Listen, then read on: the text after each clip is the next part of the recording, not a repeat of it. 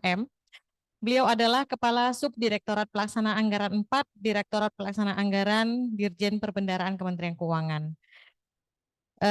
Lahir di Madiun 13 September 1970, latar belakang karirnya sebagai Kasubdit PDRD 4 di Dirjen Perimbangan Keuangan tahun 2009 sampai 2013. Lalu Kasubdit Dana Alokasi Umum DJPK 2013 sampai 2016, Kasubdit Dana Desa Otsus DIY DJPK tahun 2016 sampai 2019, Kasubdit Dak Non Fisik di DJPK 2019 sampai 2021, lalu Kasubdit Data Non Keuangan Daerah DJPK tahun 2021 dan 2023. Nah, selanjutnya Pak Kresnadi ini cross function ya Pak ya ke Direktorat Pelaksana Anggaran sebagai Kasubdit Pelaksana Anggaran 4 DJPB dari tahun 2023 sampai sekarang. Kita jadi komplit ilmunya karena Pak Kresnadi latar belakang di DJPK-nya sangat tinggi, mulai dak fisik, dana desa, DAU, DAK, komplit. Silakan Bapak kalau misalnya mau sharing-sharing ilmu yang lengkapnya kepada kami, kita berikan waktu 30 menit. Pada Pak Kresnadi kita persilahkan. Ya, terima kasih Bu Yona. Saya dari sini aja Ibu ya. Assalamualaikum warahmatullahi wabarakatuh. Bismillahirrahmanirrahim. Karena waktunya 30 menit dan pembicara terakhir, saya tidak akan memanfaatkan perpanjangan waktu itu. Kayak sepak bola gitu kan. Insya Allah karena kami akan mencoba menyampaikan desain kebijakan dan pelaksanaannya yang semoga sudah membentengi gitu ya Pak Richard ya, membentengi rekan-rekan di tataran pelaksanaannya dalam hal ini di KPPN, termasuk kami di pusat selaku policy formulation-nya gitu kan. Kalau untuk masalah pernah dihadirkan ahli, saksi baik fakta maupun saksi yang sifatnya prosedur, itu ya konsekuensi ya Pak Richard ya gitu kan. Dan kami sendiri juga pernah dihadirkan di Pengadilan Negeri Manokwari pada waktu itu gitu. Nah, dalam kesempatan ini juga terima kasih ternyata Pak Dir, Pak Ludgiro, kita juga disentil ini oleh Pak Siswo sebagai founding father-nya Undang-Undang 1 gitu kan. Dan benar sekali sedikit tadi diskusi panjang waktu itu saya sampai masih ingat dengan Mas Sakran Rudi itu untuk menyusun PMK yang di tahun 2017 mengenai penyaluran DAK fisik dan dana desa. Karena ini sebagai pionir sebelum per 1 Januari 2003 kemarin dilaksanakan untuk seluruh jenis TKD, itu mendesain seperti apa sih keberadaan mulai dari DJPK-nya sebagai saat ini sudah terstate ya, KPA pun pengelola kan gitu. Kemudian KPPN sebagai KPA pun penyaluran TKD gitu kan. Nah, itu memang diskusinya sangat panjang. Tadi saya bergumam aja, waduh Pak Sis ini kalau bahasa Jawanya konangan, ketahuan gitu kan ternyata gitu. Tapi nggak apa-apa, kembali lagi. Nanti makanya mumpung ada Pak Sis, seperti apa Pak Sis supaya kami ini tetap on track, nah gitu kan, on track dengan yang didesain oleh Pak Siswo pada waktu 2040 itu kan di Undang-Undang 1. Baik, saya akan tidak akan semua ya menyampaikan. Di slide 2 itu hanya sinergi aja. Jadi yang disampaikan oleh Bu Yona tadi, kenapa sih kok berpindah kan gitu kan? Sebenarnya tidak berpindah gitu. Jadi ada latar belakangnya gitu kan. Dengan kesuksesan atau desain penyaluran TKD dalam hal ini pada waktu itu DAK fisik dan dana desa ke KPPN melalui KPPN di seluruh daerah. Dulu tetap melalui KPPN, cuma KPPN-nya hanya terpusat. Sekarang menjadi KPPN di daerah itu ada beberapa best practice dan beberapa hal-hal dinamika di lapangan yang relatif bisa kita jembatani gitu kan antara mitra kerja dalam hal ini pemerintah daerah selaku pelaksanaan kegiatan itu ya Pak Sis ya. Izin Pak Sis nanti di sela-sela makan siang boleh kami nanti ngasuh cover kepada Bapak dengan dalam hal ini Pemda itu kan. Makanya mungkin agak sedikit langsung jam di slide 3 aja teman-teman. Ada beberapa tujuan memang yang ingin diperoleh gitu kan. Dalam hal ini pimpinan ya Bu Menteri itu untuk mengarahkan atau memerintahkan ya kita bahwa penyaluran TKD itu dilaksanakan melalui KPPN daerah itu jadi. Tadi mendekatkan pelayanan gitu kan kepada pemerintah daerah dan meningkatkan efisiensi dan koordinasi dan konsultasi. Jadi peran FA atau Financial Advisor itu memang nantinya itu desainnya izin Pak Dir akan diarahkan ke sana. Jadi bahasanya itu akan digeser. Hal-hal yang fully hanya treasury Pak Sis, itu akan sedikit bergeser banyak ke yang namanya financial advisor tadi. Jadi engagement dalam artian yang konstruktif dengan pemerintah daerah itu menjadi semakin nyata gitu kan. Karena apa? Treasury-nya tadi yang konteksnya penyaluran Pak Richard itu sudah sistem termasuk sekarang gitu kan. Nanti akan kami sampaikan sedikit di probisnya bahwa saat ini itu tidak ada satupun jenis penyaluran TKD yang dilakukan melalui tatap muka atau penyampaian dokumen secara fisik. Jadi semua itu by sistem gitu kan, melalui Omspan dan seterusnya, termasuk melalui rekomendasi. Jadi teman-teman KPPN memang benar-benar melakukan staging step sampai pada suatu titik misalnya itu tidak comply, itu tidak bisa melaksanakan atau mencetak misalnya SPP SPM-nya gitu. Jadi itu di antara beberapa. Nah, lanjut kalau hal yang bersifat ini dulu maaf benar ini dulu jadi agak balik tadi. Jadi peran strategis di CPB inilah yang mengingat CPB memiliki kantor-kantor di daerah yang tidak dimiliki oleh katakanlah di CPK pada waktu pengelola pelaksanaan transfer ke daerah itu sendiri.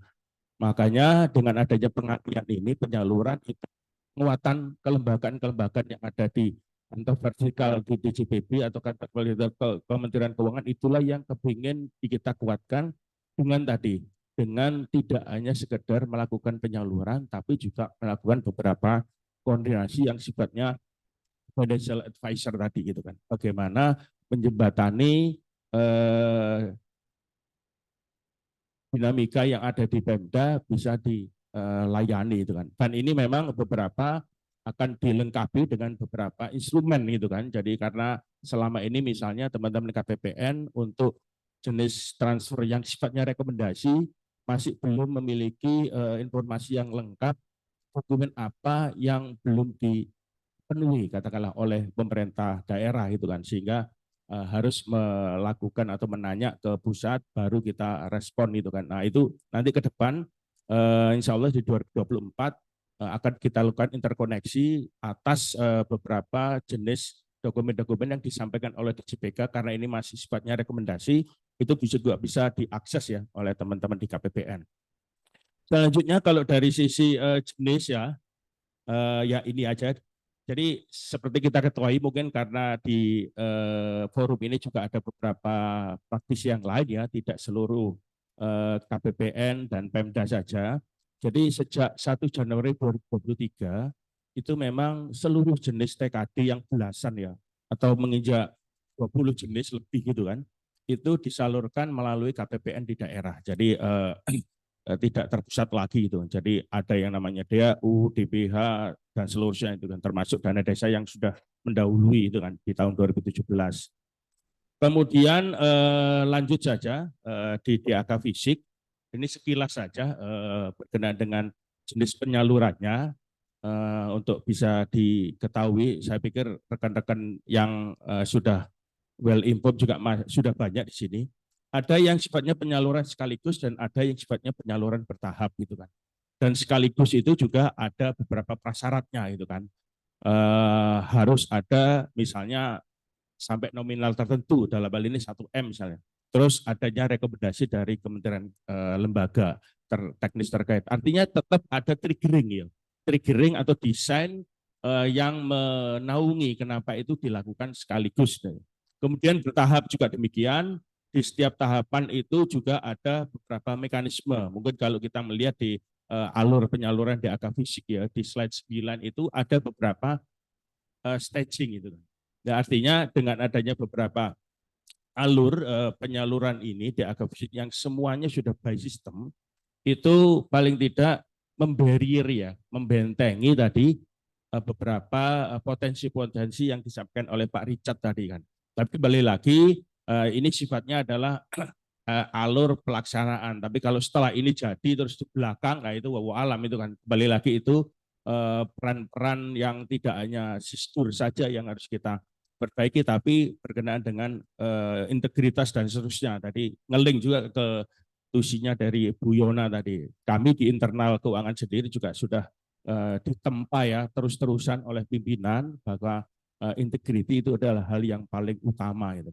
Jadi kalau kita melihat di sini mulai dari OPD gitu kan, terus bagaimana ada review APIP gitu kan untuk DAK fisik, baru lari ke BPKAD atau DPPKAD atau dinas yang menaungi penyaluran di daerah sampai dengan penyalurannya dilaksanakan di KPPN.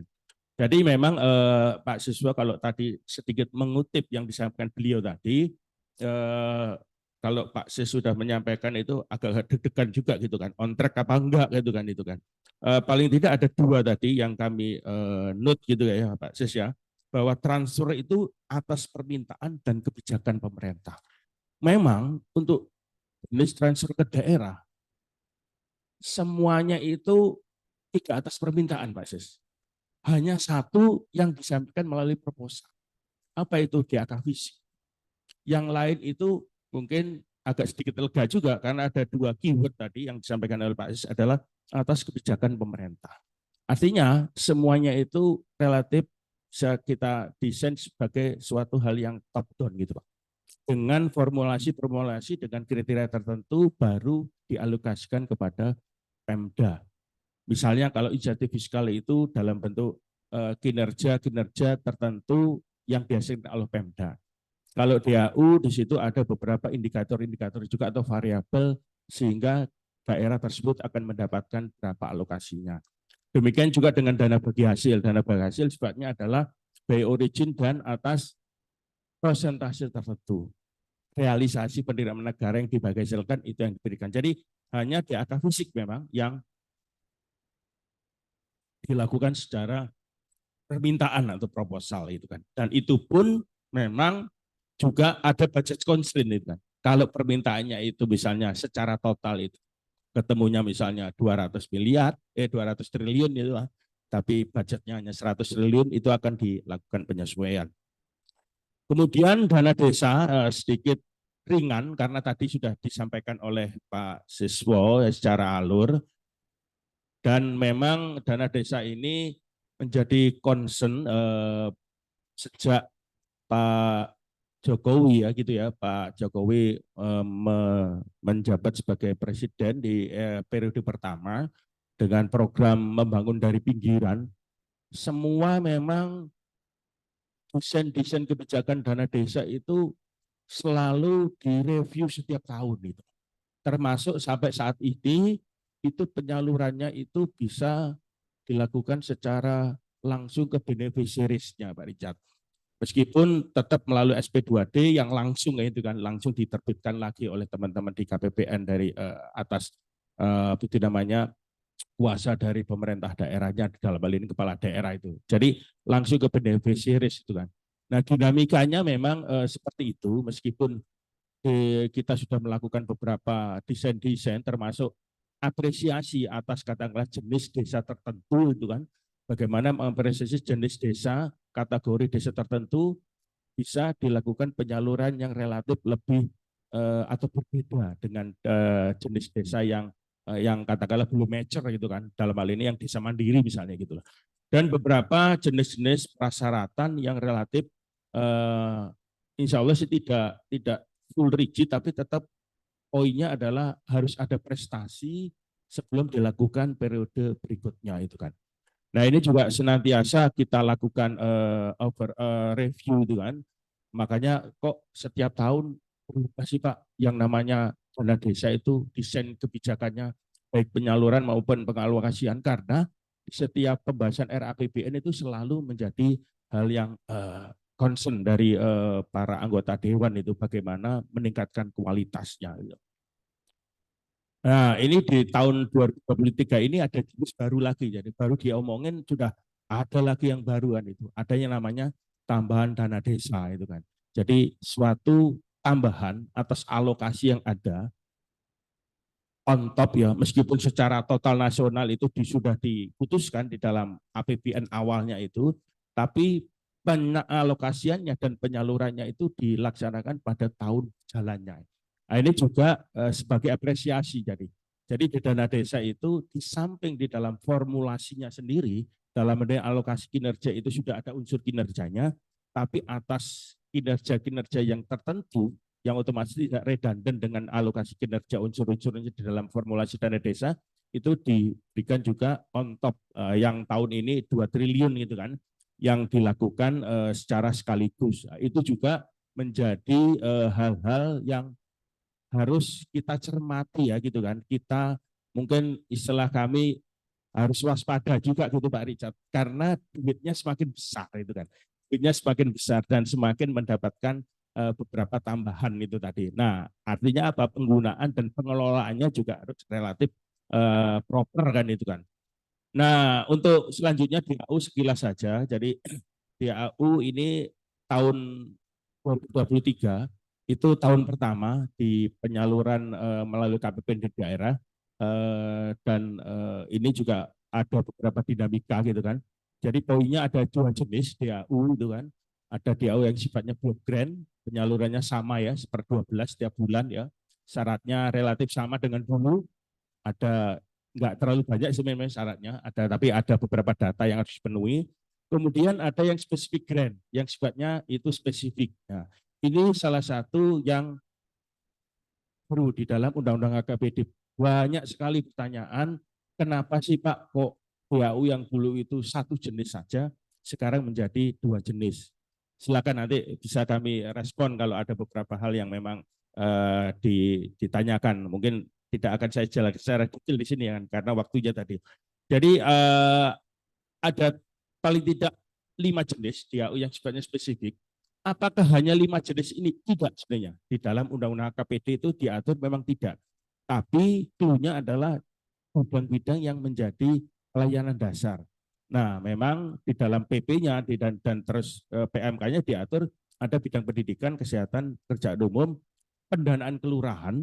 Nah, ini juga bagian dari desain atau redesain pada waktu beberapa tahun yang lalu muncul dana kelurahan yang masih menempel di dalam suatu DAU tambahan waktu itu namanya itu kan.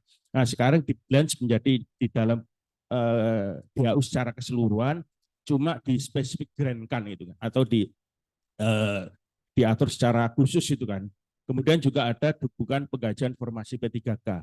Nah, ini juga sudah ada aturannya gitu kan, bidang-bidangnya, setiap bidang itu berapa persen, kemudian waktunya juga, dokumennya juga gitu kan. Artinya lagi-lagi ini tidak ada unsur penyampaian secara fisik tatap muka gitu kan. Jadi benar-benar sistemnya sudah kita coba bentengin itu kan, sehingga tidak terjadi tadi potensi-potensi yang disampaikan oleh Pak Richard tadi. Nah, kembali lagi PR-nya memang Bu Yona setelahnya, kalau di belakang, nah itu nanti KHI yang akan mendrill kita bersama itu. Dan insya Allah kita kalau kita melihat perjalanan ada Pak Buja yang ngawal Pak. Seriesnya insya Allah aman, tidak ada kasus ya. Nah, ini harus kita jaga itu kan. Di samping sistem, tapi tetap dari sisi integriti itu jangan bosan-bosan ya mencintai negeri ini, kata Bu Menteri kan gitu kan. Itu yang memicu kita. Kemudian dana bagi hasil sekilas juga ini sudah ada timingnya gitu kan. Jadi triwulan 1, 2, 3 gitu kan, terus jenisnya apa sudah diatur. Ini juga dilakukan beberapa review. Kalau dulu itu seluruh jenis BPH itu kumpul, Pak. Ya triwulan 1 seluruh jenis BPH semua triwulan 1. Terus triwulan 2 demikian. Kalau dari reviewnya juga koordinasi dengan teman-teman PKN, seperti apa sih kas negara itu pemetaannya. Makanya sehingga di dalam regulasi berikutnya itu diatur. Oh kalau gitu triwulan 1 itu yang Mas itu adalah di Januari itu hanya minerba, panas bumi dan perikanan saja itu. Nah sampai muncul pemetaan seperti itu sebenarnya dalam rangka tadi lebih menyampaikan jenis dana apa sih yang memang segera bisa ditransfer kepada pemerintah daerah. Triwulan 1, 2, 3 dan sudah ada mekanisme itu kan. Jadi sifatnya adalah triwulan dan atas realisasi. Jadi kalau triwulan 1 dan 2 untuk memberikan kepastian itu by pagu, jadi atas pagunya gitu kan. Baru triwulan 3 dan 4 itu ada yang sudah langsung berdasarkan selisihnya gitu karena sifatnya adalah realisasi gitu. Bisa 5 menit lagi Pak Iya, Kris? bisa. Ini saya lanjut aja yang PDF. Nanti kami akan konsultasi. Ada juga ini Pak Sis, benda baru ini Pak Sis, yang namanya TDF gitu kan. Kemudian non fisik sama, jadi semuanya masih by rekomendasi. Nah ini kembali lagi nanti di dalam kita audiensi dengan teman-teman KPPN ini menjadi menarik. Teman-teman KPPN itu senangnya itu by rekomendasi atau seperti apa itu? Kalau rekomendasi kan ada tamengnya gitu ya, Pak Richard gitu kan, ada tamengnya itu kan. Meskipun di dalam regulasi teman-teman tetap harus melakukan pengecekan itu kan. Jadi benar apakah dengar rekomendasi terus lagi merem enggak? Harus melakukan pengecekan, pencocokan dan seterusnya. Itulah gitu kan. Nah, kalau untuk dana desa dan DAK fisik itu kan tidak rekomendasi, Pak. Jadi daerah menyampaikan laporan secara langsung melalui implementasi dan di situ atas prosesnya itu KPPN langsung melakukan eksekusi. Kalau yang lain masih by rekomendasi. Jadi teman-teman KPPN itu tidak akan bisa memproses kalau tidak ada rekomendasi dari DJPK dalam hal ini gitu kan. Karena laporannya masih larinya ke teman-teman di BJPK gitu kan. Seperti itu gitu kan. Nah itu sampai sekarang masih seperti itu. Termasuk yang langsung ke beneficiaries dalam hal ini adalah BOPOS itu kan ke sekolah dan untuk yang BOP PAUD itu yang ke lembaga penyelenggaranya gitu kan. Alur timingnya juga sudah ada. Kemudian insentif fiskal ini yang tadi kami sampaikan ini memang sifatnya dinamis gitu kan. Setiap tahun bisa berbeda dan ada juga yang sifatnya itu tahun berjalan juga, ada yang dialokasikan tahun sebelumnya. Artinya yang sifatnya reguler lah gitu kan. Karena anggaran itu kan ditetapkan pada T-1 gitu kan. Untuk 2024 itu ditetapkan di 2023 gitu kan. Dan ada juga nanti yang disalurkan dan ditetapkan di tahun 2024 juga gitu kan. Itu juga sudah ada mekanisme tahapannya gitu kan seperti apa gitu kan. Saya pikir itu untuk Otsus dan Bais mohon izin sedikit saya lewati saja. Tapi yang terakhir ini probisnya, yang paling terakhir probisnya seperti kalau kita melihat yang antara yang rekomendasi yang tidak itu seperti ini. Jadi artinya memang Pemda menyampaikan kepada DJPK Pak, karena masih ke sana gitu kan. Kalau dulu DJPK juga yang mengeksekusi Pak Sis, meskipun beda unit. Nah ini yang kemarin kita diskusi malam-malam, wah tricky itu. Nah apakah sekarang itu pindah semuanya ke DJPK seperti jalur itu malah lebih, wah ini on track ya, nah itu kan. Kalau dulu setengah on track atau seperti apa itu kan. Kalau dulu SPM-nya tetap teman-teman direktorat tertentu dari JPK baru disampaikan ke KPPN Jakarta 2. Kalau sekarang rekomendasi kepada KPA penyalur tapi melalui koordinator Pak. Biar teman-teman di JPK itu enggak 173 KPPN tapi melalui suatu koordinator KPR dalam hal ini direktorat PA lah gitu kan. Itu nanti yang kita sampaikan kepada seluruh teman. Sama semua ini untuk yang by rekomendasi baik DPH, Otsus dan lain sebagainya. Kecuali memang yang tadi yang dua tadi yaitu propis yang DAK fisik dan dana desa. Memang itu langsung. Jadi DJPK itu juga tidak melakukan rekomendasi tapi mendapatkan beberapa dokumentasi atau laporan yang sama persis yang dilakukan oleh teman-teman KPPN dan direktorat tertentu terkait di kantor pusat DJPP, itu juga lakukan monef atas data yang ada di Inspan. Demikian mungkin Bu Yona sekilas saja supaya tadi beberapa desain-desain ini